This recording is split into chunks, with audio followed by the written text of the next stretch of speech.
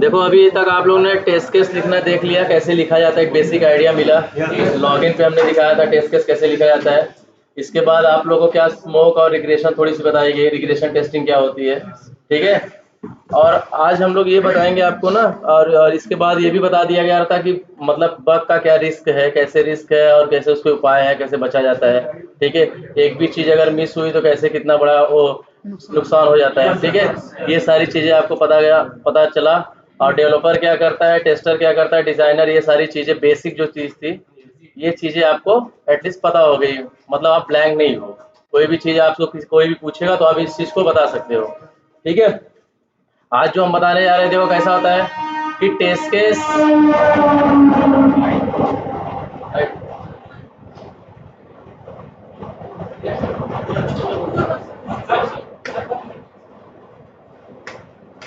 ठीक है।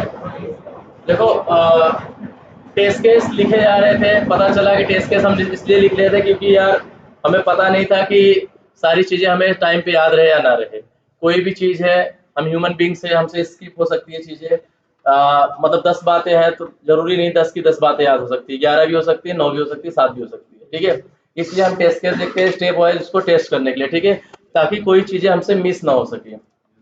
तो जब सोचो, जब ऐसे सारी चीजें हो रही थी, इतनी स्मूथली चल रही थी सब चीजें, अब हम पहले से ऐसे ही अंधों जैसा टेस्ट नहीं कर रहे थे, अब हम टेस्ट केस लिख के प्रॉपर टेस्ट केस कर रहे थे, मतलब स्क्रिप्ट को चला रहे थे, एप्लीकेशन को रन कर रहे थे, ठीक है, कवरेज भी बरोबर हो रहा था।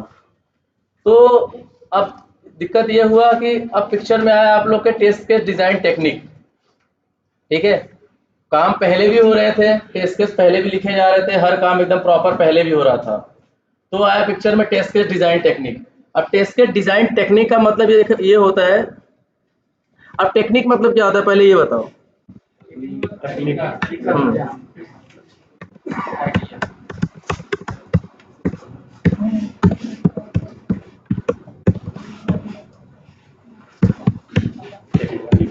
ठीक है। अब पहले टेस्ट केस लिखे जा रहे थे, तो टेस्ट केस लिखे जा रहे थे तो कोई दिक्कत तब पर भी नहीं थी, ठीक है। तो पिक्चर में आया टेस्ट केस डिजाइन टेक्निक। अब टेस्ट केस डिजाइन टेक्निक का आने का मतलब ये हुआ, देखो टेक्निक का मतलब होता है तकनीक। फॉर्मूला आप मैथ का देखते रहोगे ना, गणित लगाते हो, गणित में कोई भी चीज देखो लंबे तौर से भी कर सकते हो, लेकिन फॉर्मूला लगाने से क्या होता है, फटाक से आंसर आ जाता है उसका, ठीक है। ए स्क्वायर जो 2ab जो भी लगाते हो आप लोग, तो फॉर्मूला का मतलब क्या होता है, चीजों को आसान कर देता है, ठीक है। इसलिए पहले भी टेस्ट केस लिखे जा रहे थे, इसलिए टेस्ट के डिजाइन आया पिक्चर में कि और चीजों को आसान कर दिया जाए, टेस्ट केस को और आसान तरीके से लिखा जाए, ठीक है। तो अब देखो इसमें ना टेस्ट के डिजाइन टेक्निक के 5 टाइप है। पहला,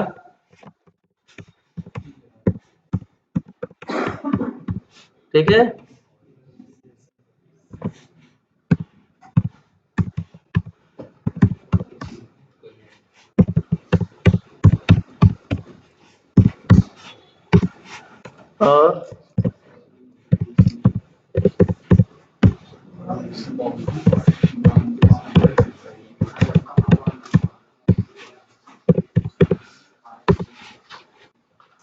और क्या था,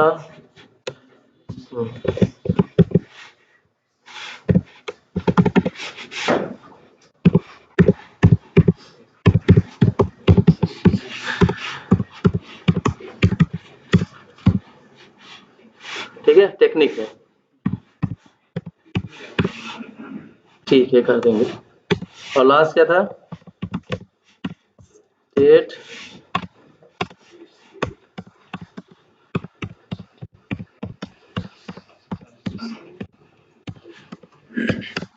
ठीक है। तो आया यार टेस्ट के डिजाइन टेक्निक में ये कितने, 4 कि 5 है, 5 चीजें आई, ठीक है, आपके काम को और आसान करने के लिए। टेस्ट केस पहले भी लिख रहे थे आराम से, एक एक चीज लिख रहे थे ना, यूजर नेम सही डालो, पासवर्ड सही डालो। फिर बाद में ये हुआ यार, अब इससे भी ज्यादा चीजें देखो, सॉफ्टवेयर कैसा अपडेट होता रहता है ना, वैसे तो हर चीज को अपडेट हो रहा है, एक टाइम के बाद चीजें बदलती है, कुछ नई चीजें आती है। तो चीजें नई कब आती है, चीजों को आसान करने के लिए, कि और यूजर फ्रेंडली हो जाए यूज करने के लिए, ठीक है। इसलिए मार्केट में आया टेस्ट के डिजाइन टेक्निक। अब टेस्ट के डिजाइन टेक्निक का मतलब ये होता है, देखो एरर गेसिंग का मतलब, पहले तो ये सोचो, एरर गेसिंग का मतलब ये होता है कि एरर को गेस करना, ठीक है। अब जैसे नॉर्मल टेस्टर है, हम लोग है, जितने जन लोग हैं, कितने सारे लोग हैं, सबके देखो माइंड सेट अलग अलग है, सोचने के पॉइंट ऑफ व्यू अलग अलग है, सब अपने अपने तरीके से सोचते हैं। अब हमें सिनारियो मिल गया कि यूजर ने हमारा पासवर्ड जैसे बताया था ना, सही डाले हुए तो ये लॉगिन बटन पर क्लिक करने के बाद होम पेज आना चाहिए, ठीक है। अब एरर गेसिंग का मतलब ये होता है कि ऐसे ही सब बैठे रहते हैं, उनको टेस्ट केस मतलब हाथ में नहीं रहता। वो क्या करते हैं, चीजों को लेते हैं। अब देखते हैं ना, यहाँ पे अल्फाबेट ले रहा है तो न्यूमेरिक डालते हैं एरर को गेस करने के लिए कि नया एरर मिल जाए। हम न्यूमेरिक डाले, पता चला एक्सेप्ट कर दिया तो एरर मिल गया। अल्फाबेट डाले, अल्फा न्यूमेरिक डाले, स्पेशल कैरेक्टर डाले, ठीक है। तो ऐसे ऐसे तरह तरह की चीजें डाल के वो क्या करते हैं, एरर को गेस करते हैं, ठीक है। ये करता कौन है, ये जो तुम्हारा टीम का जो कंपनी में जाओगे, जो टीम में एक्सपीरियंस पर्सन होते हैं, जैसे आप गए 4 साल 5 साल, फिर आपसे भी ऊपर रहे कोई 8 साल 10 साल 14 साल वाले, तो वो लोग को आइडिया होता है ना कि डेवलपर सबसे ज्यादा गलतियां कहाँ करते हैं।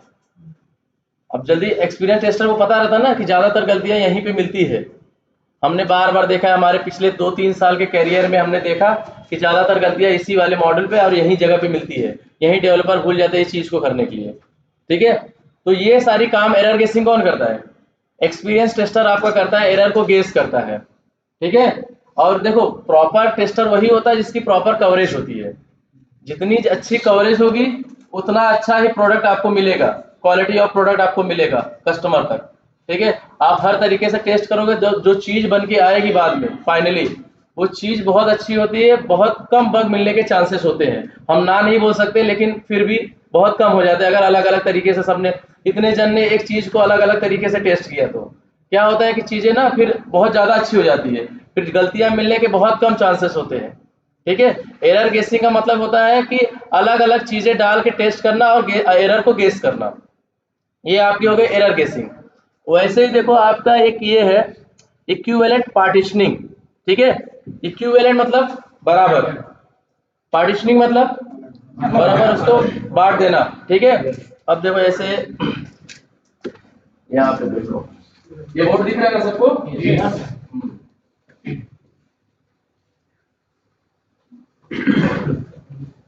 एक रिक्वायरमेंट है आपके पास, ऐसे रिक्वायरमेंट देते हैं, ठीक है। एक रिक्वायरमेंट है, यहाँ पे हमने लिखा कि समझ लो 1 से लेके 400 तक डेटा लेनी चाहिए, ठीक है। 1 से लेके 400 तक डेटा, ये हो गई आपकी टेक्स्ट बॉक्स, ठीक है। जो जहाँ पे कुछ बॉक्स रहता है उसको टेक्स्ट बॉक्स होता है ना, कुछ इंटरफेस, ठीक है। तो ये आपका ये रिक्वायरमेंट थी कि भाई ये 1 से लेके 400 तक डेटा ये टेक्स्ट बॉक्स में जाना चाहिए, ठीक है। अब देखो, अब इक्विवेलेंट पार्टीशनिंग,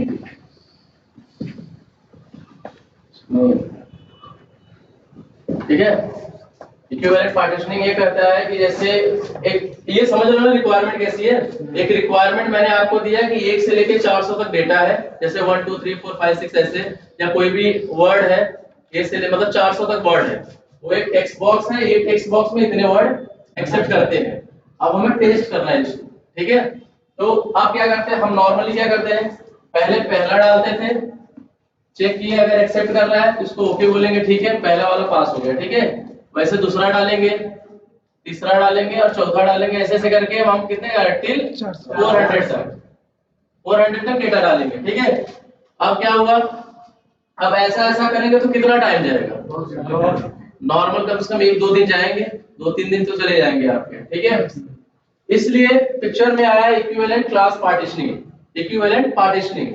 वो क्या कहता है, जैसे 1 से 400 तक ये तुम्हारी रिक्वायरमेंट है, ठीक है। अब हम क्या करेंगे, दिख रहा है ना सबको, ये देखो 1 से 400 तक आपकी रिक्वायरमेंट है। अब हम क्या करेंगे, इसको ना एक बना देंगे हम 1 to 100, 200 सॉरी 101 से 200 और 201 से 300 और 301 से 400, ठीक है। और एक ले लेते हैं 401 से 500, ठीक है। और यहाँ पे एक ले लेते हैं, नहीं जीरो से लेते ना, 0 से माइनस ऐसे लिखो, ठीक है। देखो पहले इसका नाम था इक्विवेलेंट पार्टीशनिंग। जब हमने इसको ना इसमें डिवाइड कर दिया अलग अलग क्लास में, ठीक है, ये क्लास है, ठीक है, तो इसका नाम हो गया इक्विवेलेंट क्लास पार्टीशनिंग, ठीक है। और टेस्ट के डिजाइन टेक्निक को आपको इंटरव्यू में ब्लैक बॉक्स टेस्टिंग भी पूछते हैं। What do you mean by black box testing? तो आपको यही बताना है। देखो ये ना बहुत लंबा टॉपिक है, पर क्या होता है कि आपको सारी चीजें, उनको बहुत सारे क्वेश्चन पूछने रहते हैं, तो ये आपको पूरा नहीं पूछेंगे।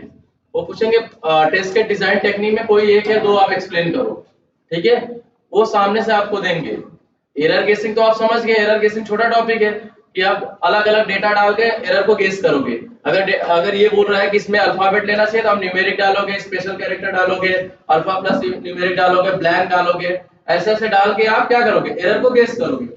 और फिर इक्विवेलेंट पार्टीशनिंग का बताओगे। पहले इक्विवेलेंट पार्टीशनिंग को समझ लो, ये एग्जांपल दे रहा हूं कि आपको समझ लो, ऐसे समझाना है कि सर समझ लो एक 400 डेटा है, 400 डेटा को हमें किसी टेक्स्ट बॉक्स में एक एक डाल के टेस्ट करना है। तो क्या करेंगे, हम एक एक डेटा पे नहीं जाएंगे, हम क्या करेंगे, उसको क्लास वाइज डिवाइड कर देंगे, ठीक है। एक से लेके अब क्लास अपने ऊपर जितना भी आपको डिवाइड करना है, ठीक है, एक से लेके 100, फिर 200, एक से लेके 200, 101 से लेके 200, 201 से लेके 300, ऐसे करके आप क्लास में डिवाइड कर दोगे। फिर क्या करोगे, अब एक डेटा यहां से लोगे, समझ लो कोई भी डेटा लिए 73 नंबर, ठीक है। अब 73 नंबर वाली डेटा इसमें डालोगे टेक्स्ट बॉक्स में।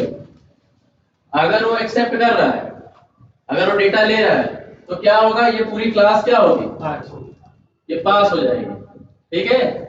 और अगर नहीं एक्सेप्ट कर रहा है तो अगर नहीं एक्सेप्ट कर रहा है तो ये टेस्ट क्या हो जाएगा, फेल हो जाएगा, ठीक है। तो हमने पहले क्या किया, 73 वाली कोई भी एक डेटा अपने हिसाब से ले लो, ये लिए तो ये पूरी क्लास पास। फिर इसमें ऐसे ही सेम समझ लो, इसमें भी लिए कोई भी एक डेटा ले लिए, समझ लो 167 ले लिए।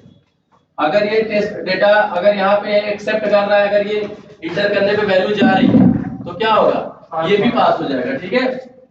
और अगर नहीं लिया तो ये भी फेल हो जाएगा, ठीक है। अब ऐसे सेम इसमें भी करेंगे, इसमें भी कोई एक डेटा ले लेते हैं, ठीक है। समझ में आ रही है आप लोग को?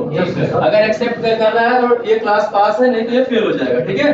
और सेम ऐसे ही 300 में से कोई भी एक डेटा ले लेते हैं, 333 ले लेते हैं, ठीक है। अब सेम ऐसे ही होगा, समझ रहे? अगर एक्सेप्ट कर रहा है तो पूरे डेटा पास हो गई। अब 401 है और 501 है, इसमें से मैंने ले लिया 422, ये एक्सेप्ट करेगा?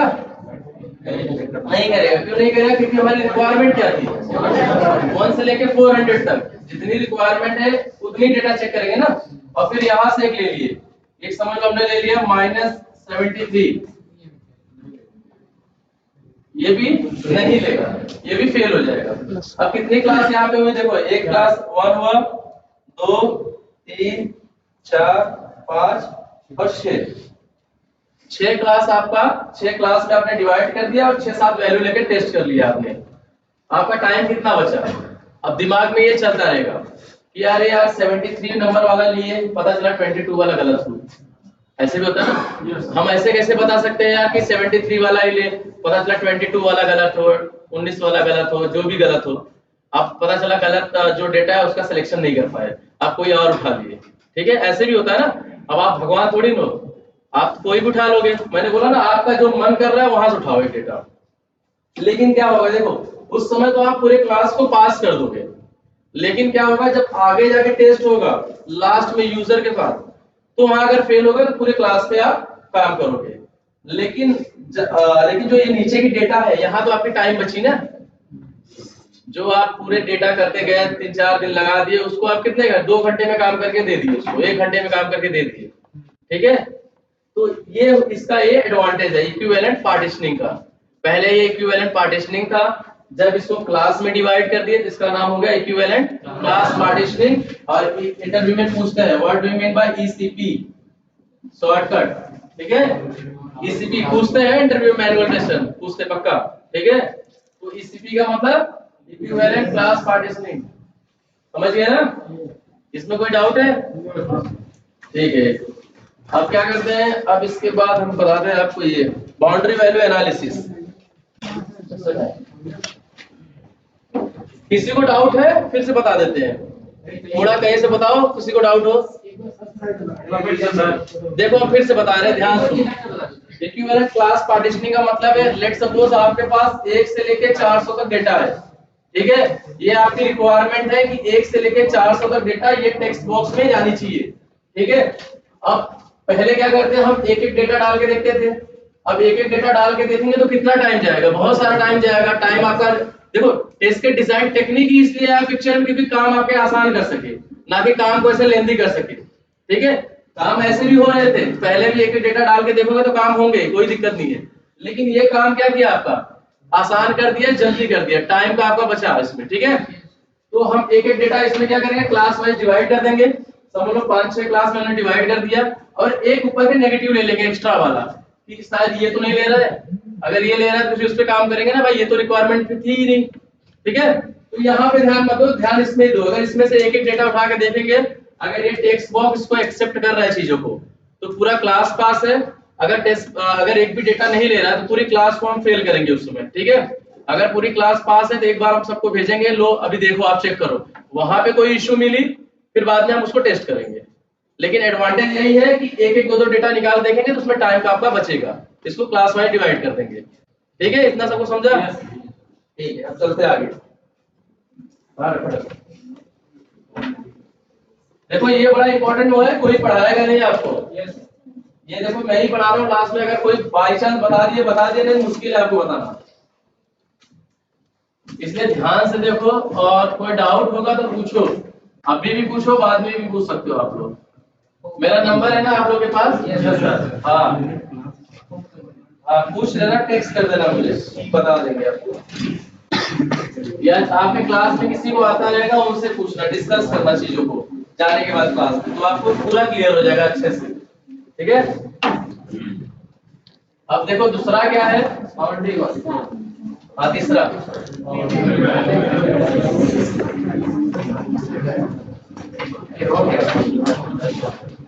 बाउंड्री वैल्यू एनालिसिस, ठीक है। इसको इंटरव्यू में पूछते हैं पीबीए, ठीक है। ये देख रहे हो, समझ रहे हो ना? तीसरा था बाउंड्री वैल्यू एनालिसिस। पहला क्या है आप लोगों ने पढ़ा, एरर गेसिंग। दूसरा क्या पढ़ा, इक्विवेलेंट क्लास पार्टीशनिंग।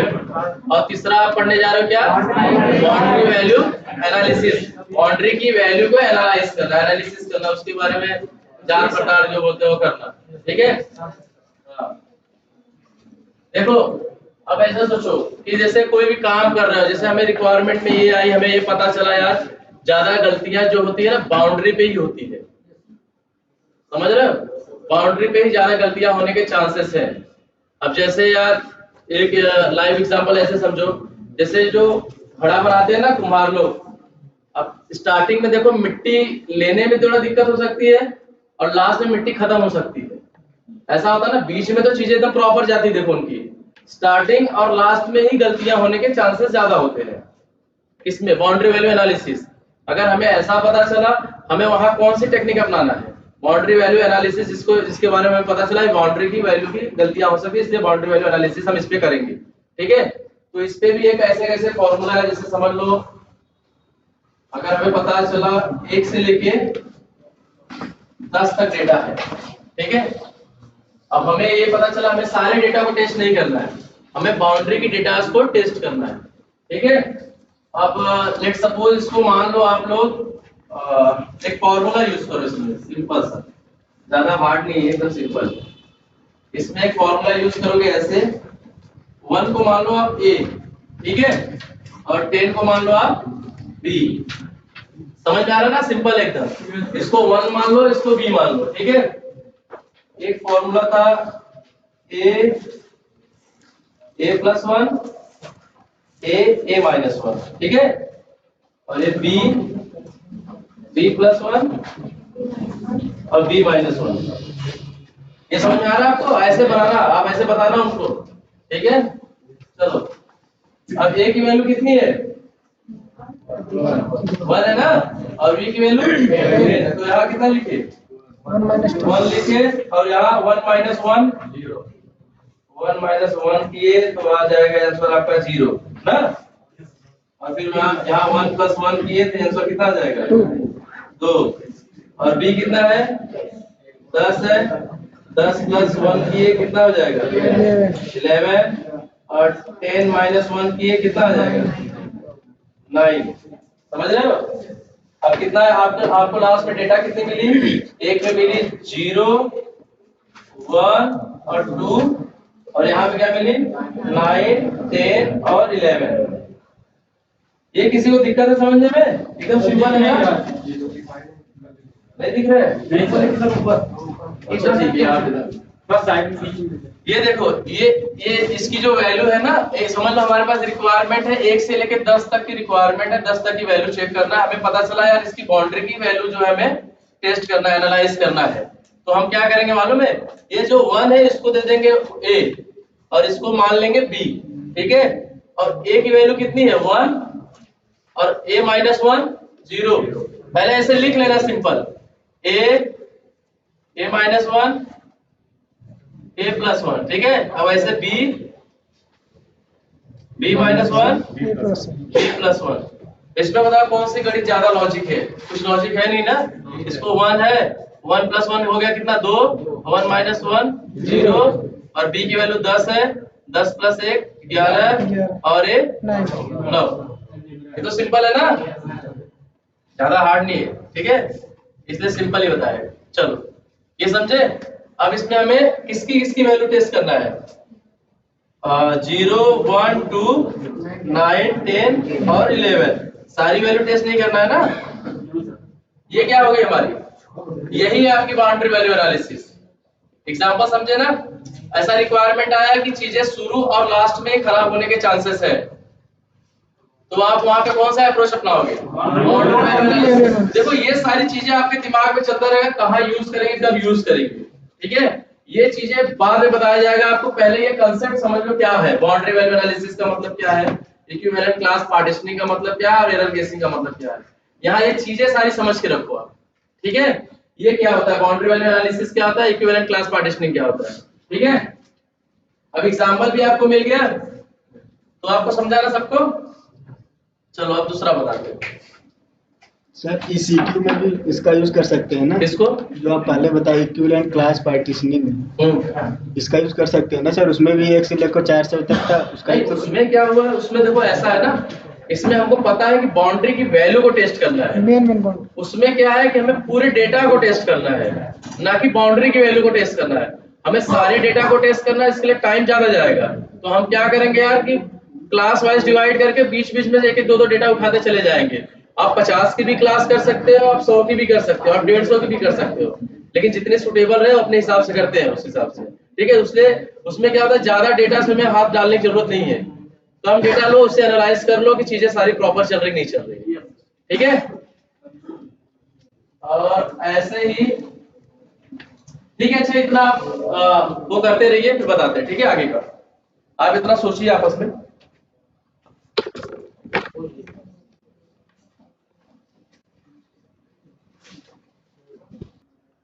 ठीक है? अब डिसीजन टेबल टेक्निक देखो क्या होता है।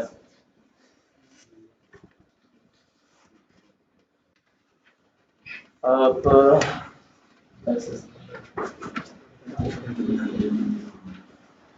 डिसीजन टेबल टेक्निक मतलब इसमें ये होता है ना कि जो आप इनपुट दे रहे हो इससे आपको क्या आउटपुट मिला, ठीक है?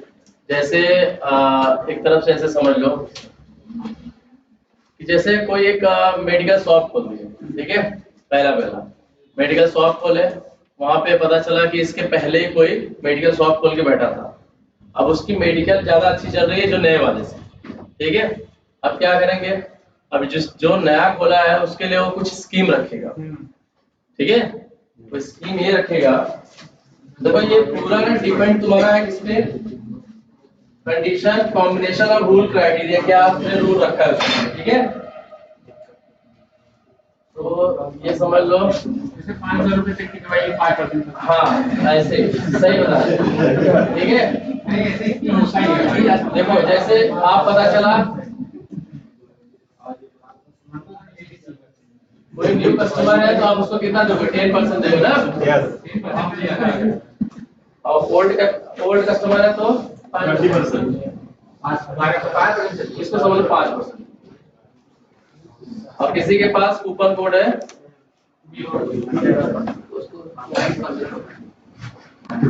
कूपन कोड है किसी के पास, तो उसको हम लोग दे दिए 20%।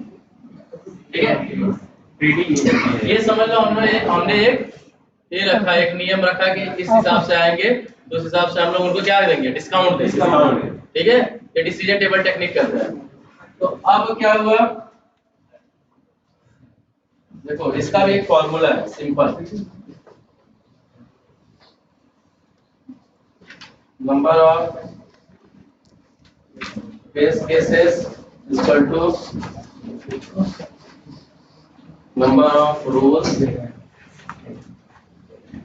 इक्वल टू 2 का पावर नंबर ऑफ कंडीशन। ठीक है, समझ रहे हो ना? Yes sir. Number of test cases equal to number of rules equal to 2 का पावर नंबर ऑफ कंडीशन। ये यहाँ पे 2 क्यों आया बताओ? हाँ, क्योंकि ऐसा है ना कि आप जो टेस्ट केस लिखते हैं पॉजिटिव लिखते हैं नेगेटिव लिखते हैं। ठीक है, इसलिए पॉजिटिव और नेगेटिव। अब आप लोग ने पता नहीं पढ़ा है कि नहीं पढ़ा है, मैथ क्लियर हो गया, उसमें एक था विल्सन थियरी, पढ़े थे? अरे अभी देखोगे तो समझ में आ जाएगा। ठीक है, अभी देखोगे तो आपको समझ में आ जाएगा।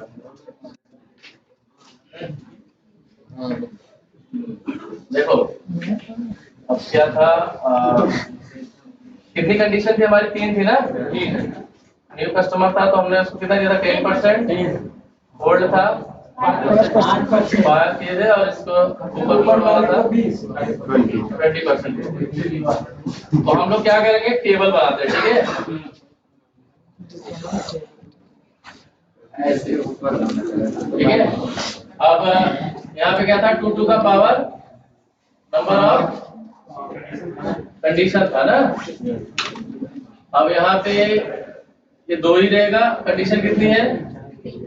3 ना। अब कितना हुआ टोटल? 8। ठीक, अब यहाँ 4 होता तो 16 होता। ठीक है, समझ में आ रहा है कैसे? यस, क्यूब बोलते हैं 2 का। ठीक है, कितना समझे सब? अब ऐसे देखो, अब ये क्या है?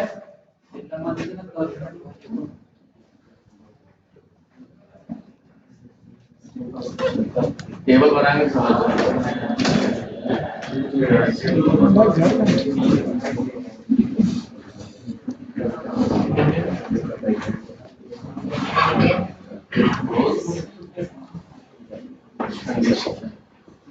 ठीक है, अब रूल नंबर 1,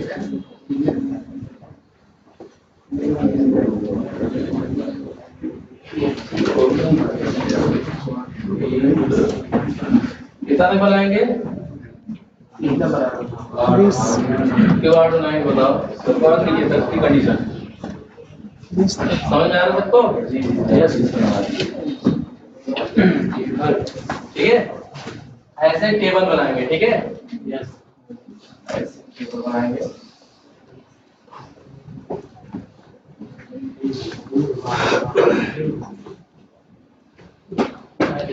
ऐसा नहीं दिख रहा, अभी देखिएगा।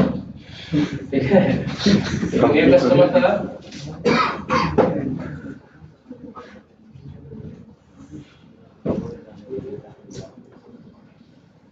ठीक है, और दिख रहा है? ऐसे टेबल बनाएंगे। अब देखो विल्सन थ्योरी क्या कहता है कि पहले आप देखे रहोगे, कभी पढ़े रहोगे, ट्रू ट्रू लिखते हैं, फिर फॉल्स फॉल्स फॉल्स लिखते हैं, देखे हो? अब इसमें देखो कैसे लिखेंगे, इसको याद कर लो। ऐसे 4 बार ट्रू लिखेंगे, 8 कॉलम है ना, 4 बार ऐसे फॉल्स लिखेंगे। ठीक है, फिर 2 बार ट्रू लिखेंगे, 2 बार नहीं फॉल्स हुआ है। फिर एक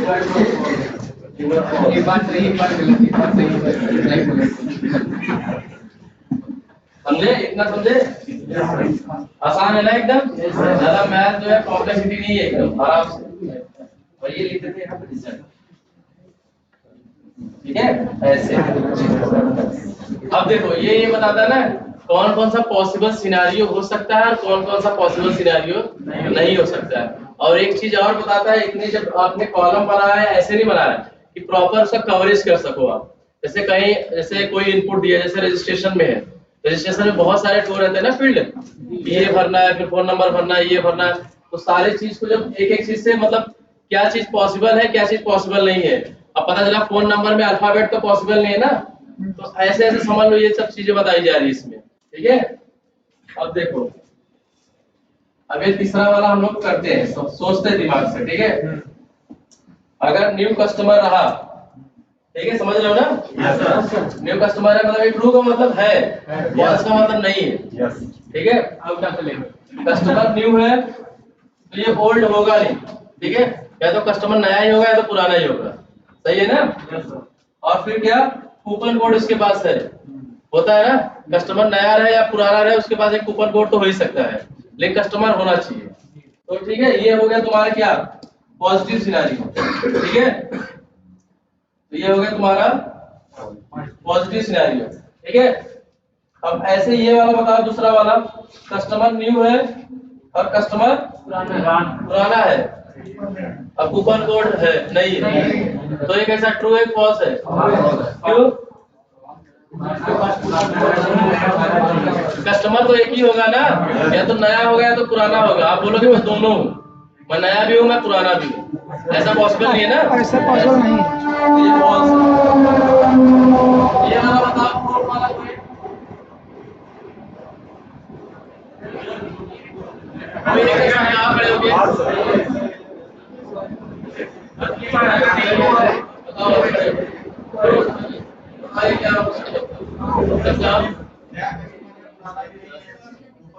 खड़े खड़े हो, बताओ क्या मतलब है इसका, मतलब सबको समझाओ कि क्या बोला है फोर्थ वाला। हाँ कस्टमर नया, फिर हाँ ये मत, तुम लोग नहीं समझ पा रहे हो, बहुत कम से। चलो ठीक है, तुम लोग को बुक पे भी समझाएंगे पर्सनली। ठीक है, पहले ऐसे देखो, एक कस्टमर जो है उसने बोला नया है, ठीक है, मैंने बोला कस्टमर नया या पुराना ही होना चाहिए। आप बोलोगे मैं दोनों हूँ, ऐसा थोड़ी पॉसिबल हो। आप बोलोगे मैं पेशेंट भी हूँ डॉक्टर भी हूँ, आज आगे ऐसा थोड़ी। ठीक है, ये वाला देखो, ठीक है, या तो नया या तो पुराने हो सकते हैं। ठीक है, कूपन कोड चाहिए, ठीक है, और उसके पास कूपन कोड नहीं है, ये भी पॉसिबल हो सकता है। ठीक है, जरूरी नहीं है पहली बार जाओ या बार बार जाओ उसके पास कूपन कोड ही हो। तो ये क्या है, पॉजिटिव सिनेरियो। अब पांचवा कोई आप बताइए पटेल जी, समझा के बताना सबको, ट्रू है, बताइए समझा के कैसे। क्योंकि फर्स्ट टाइम में क्या है, कस्टमर हमारा माने न्यू नहीं है, क्योंकि आपका मतलब है ही नहीं है। अब सेकंड लाइन में है टी, टी माने ट्रू, ट्रू माने है, मींस कहने का मतलब यह ओल्ड कस्टमर पहले से मेरा है और उसको हमने कूपन कोड दे रखा हूँ, इसलिए वो यूज कर सकता है, ये ट्रू है।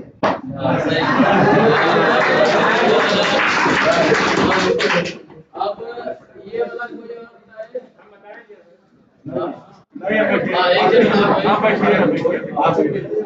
बताओ, बताओ आप सिक्स वाला बताइए, ध्यान से सुनो, देखो पहली बात तो न्यू कस्टमर नहीं है, ठीक है, और वो ओल्ड कस्टमर है, उसके पास कूपन नहीं है। ऐसा हो सकता है, हो सकता है ना, ठीक है सही। देखो क्या है कि कस्टमर नया नहीं है, पुराना कस्टमर है और जरूरी नहीं है उसके पास कूपन कोड ही हो, तो ये भी पॉजिटिव सिनेरियो है। ठीक है, अब ये पहला वाला कौन बताएगा, आप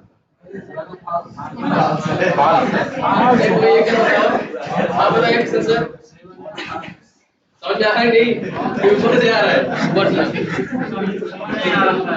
इसीलिए ज्यादा नहीं बताया जाता, तुम लोग बोलते आगे आगे बताओ, बताओ समझ में आएगा, ये बताओ। हाँ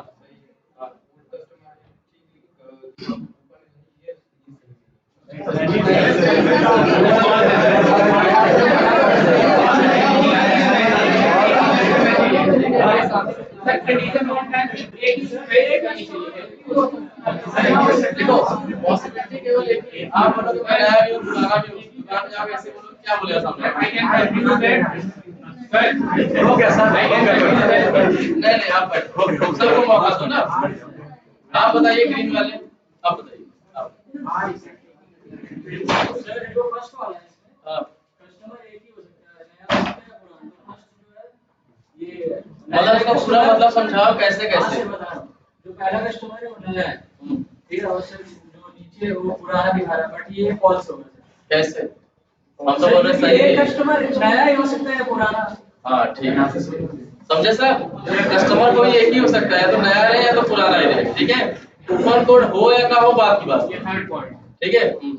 ये नेगेटिव सिनेरियो है, ठीक है। अब ये वाला बताओ, कोई एक ही जन हाँ बताओ। हाँ ये वाला बताओ कैसे। नया भी नहीं पुराना भी कस्टमर। हाँ ठीक है। अब ये बताओ कैसे, ठीक है। ये समझा पूरी सीजेंटेबल टेक्निक, उससे आपकी कवरेज भी हुई, पूरा आप यहाँ से लेके वहां तक कवरेज भी किए, और उसमें आपको समझ में भी आया क्या हो सकता है क्या नहीं हो सकता है।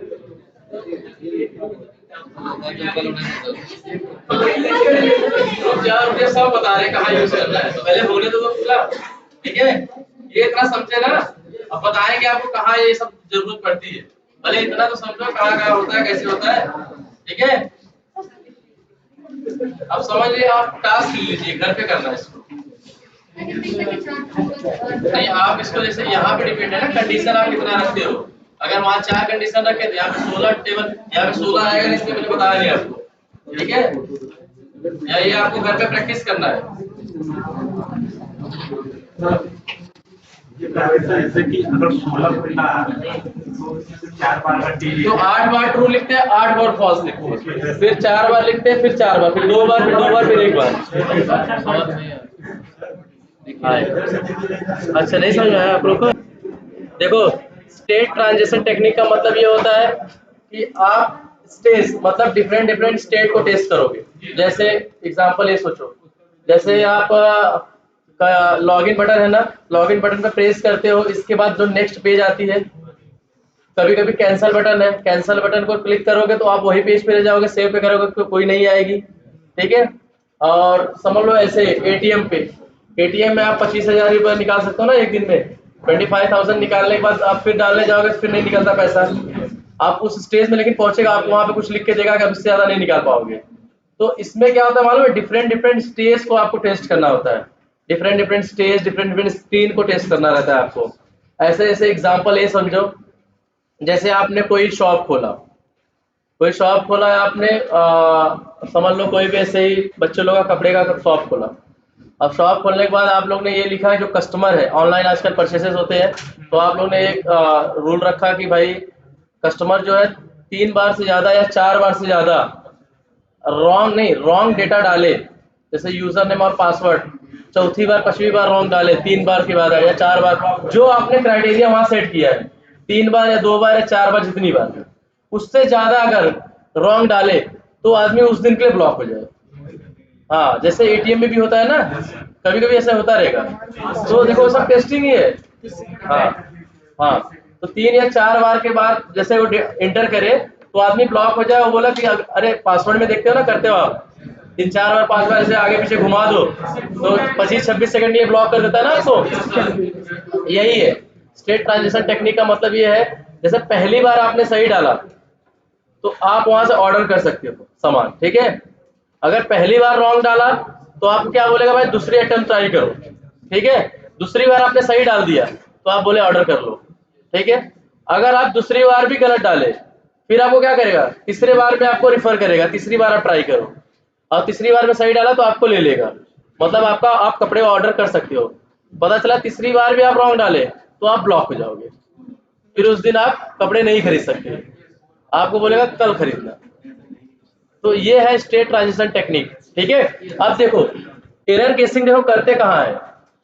एरर केसिंग हम वहां करते हैं जैसे जहाँ कॉम्प्लेक्सिटी की बात हुई, जैसे वहां पता चला यार जो कोड है ना बड़े क्रिटिकल फंक्शनलिटी है, वहाँ पे थोड़ी भी मिस्टेक हुई तो वो हो जाएगी, दिक्कत हो जाएगी।